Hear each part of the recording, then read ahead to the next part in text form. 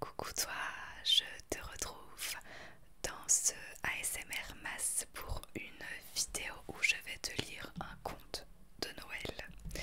Voilà, on reste dans le thème. J'ai le conte sur mon téléphone parce que je n'ai pas de livre de vrais contes de Noël et que je n'ai pas du tout eu le temps d'en acheter pour tourner ces vidéos. Mais du coup voilà, j'en ai trouvé un qui est très très connu. Et je crois que je l'ai jamais lu en vrai. Je connais l'histoire parce que j'ai déjà vu des films, mais je l'ai jamais lu. Et peut-être que toi non plus, tu connais que de nom ou par des films, mais pas en vrai. Alors d'abord je vais te faire un petit topo sur les origines de ce conte. Donc c'est en 1816 qu'Ernest Theodor Amadeus Hoffmann écrit le conte allemand Casse-Noisette et le roi des souris. Seulement quelques années plus tard, le personnage de Casse-Noisette réapparaît dans l'adaptation d'Alexandre Dumas, Histoire d'un casse-noisette. Cette version fut l'inspiration de Tchaïkovski lors de la composition du ballet qui porte le nom de ce personnage, désormais symbolique de Noël. Le mot casse-noisette est défini pour la première fois en 1830 par les célèbres frères Grimm en ces termes: petit homme difforme dans la bouche duquel les noisettes sont cassées au moyen d'un levier ou d'une vis. Cette définition nous montre que le casse-noisette devait être à l'époque un personnage parodique, d'où sa représentation caricaturale de gendarme. Et donc je vais te lire le conte de Casse-Noisette. Je vais baisser un petit peu ma luminosité pour pas me faire trop mal aux yeux. Voilà. Bon, c'est parti. C'est le soir de Noël chez Franz et Marie. Ils attendent la visite de leur oncle Drosselmeyer. Il est horloger et leur apporte souvent de bien étranges jouets qu'il fabrique lui-même. Il raconte aussi de fabuleuses histoires. Le voilà qui arrive ce soir-là avec 3 nouveaux incroyables petits automates et il sort de sa poche une sorte de poupée de bois, droit comme un petit soldat, avec une grande bouche qui sert de casse-noisette, tout simple.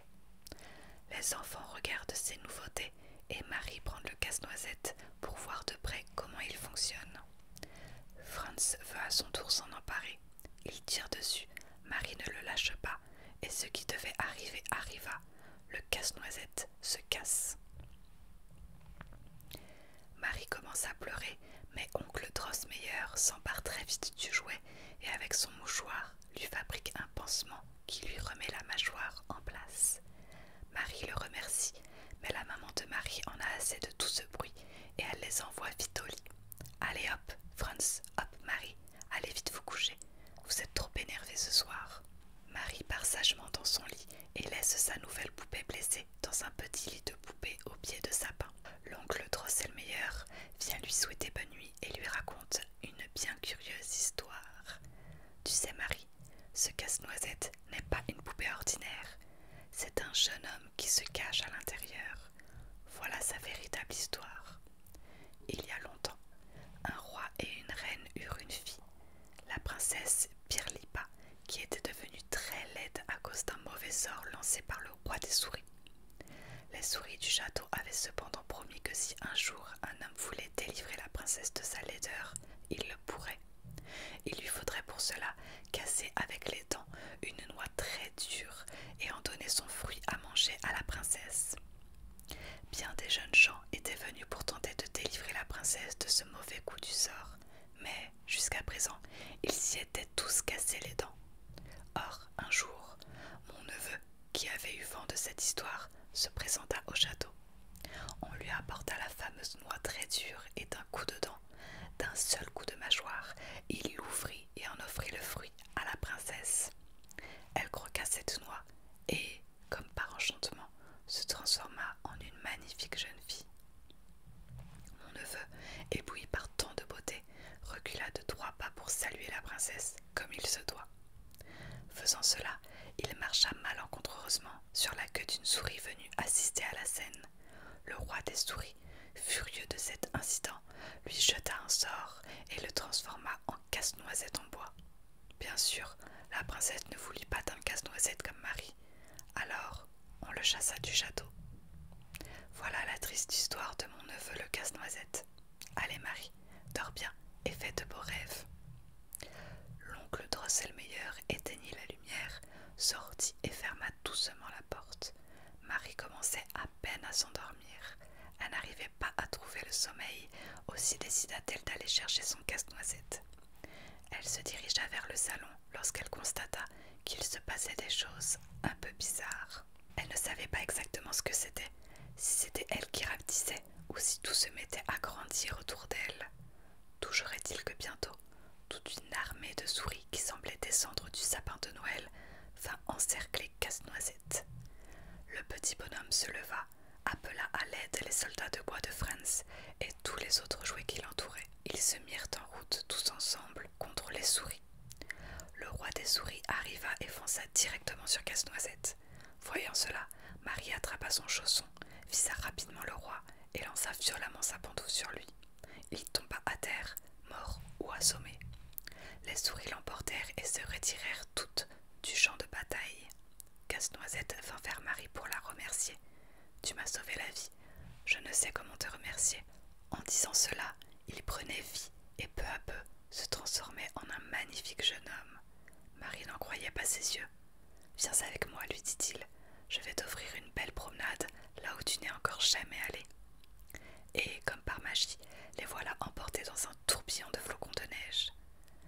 Dans leur valse folle, ils voyagèrent dans les airs et se retrouvèrent devant la fée Dragée qui leur dit de sa douce voix: « Ah, vous voilà enfin. Je vous attendais pour le goûter. Vous venez jusqu'au royaume des gourmandises, au fabuleux pays des friandises. » Le paysage était féerique, les chemins étaient en caramel, les fontaines prodiguaient des jets de grenadine, il y avait des maisons en nougat, des escaliers en biscuits, jusqu'au palais de la fée tout en choux à la crème, se dressant comme une immense pièce montée. « Comme je suis contente de vous voir, » continuait la fée Dragée. « Votre voyage s'est bien passé. »« Oui, » répond Casse-Noisette, « mais auparavant, nous avons dû affronter l'armée des souris, et sans Marie, je crois bien que je serais mort à l'heure qu'il est. » Marie sourit, fière d'avoir pu aider ce vaillant et beau garçon qui lui tenait la main. « Allez, installez-vous, » poursuivit la fée Dragée. « Vous allez goûter en assistant au plus beau spectacle que je puisse vous offrir. » La belle fée conduisit alors les deux enfants vers une table magnifique où se dressait un gigantesque goûter. Elle leur offrit de délicieux et succulents gâteaux, accompagnés de boissons fraîches et chaudes dans une vaisselle étincelante. Puis, d'un coup de baguette magique, elle appela les artistes qui apparaissaient devant les yeux ébahis de Marie. Le premier numéro était celui du prince Chocolat, qui exécuta une danse espagnole endiablée durant laquelle il frappait des pieds pour mieux en souligner le rythme ensorcelant.